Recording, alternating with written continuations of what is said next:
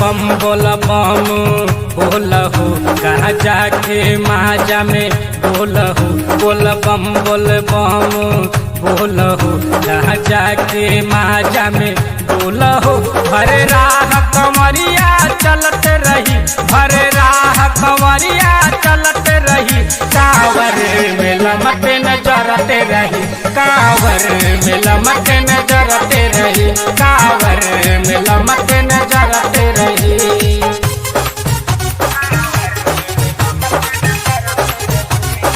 ज्योति recording studio घोड़ा सहन लखास केहू पैदल दौड़ल जाला हो केहू बरद से छटपटाला हो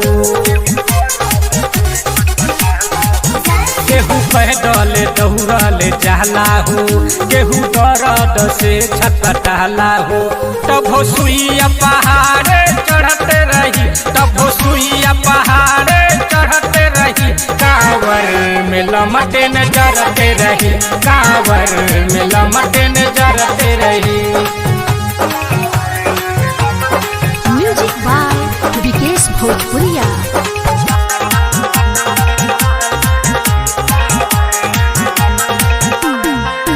राइटर सत्यम महल खैनी हो जलधारे में होई ना बेचैनी हो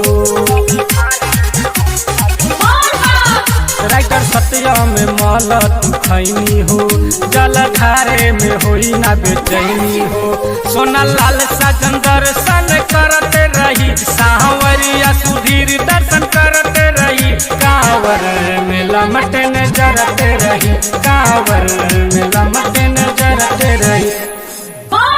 ज्योति रिकॉर्डिंग स्टूडियो घोड़ा सहन लखान।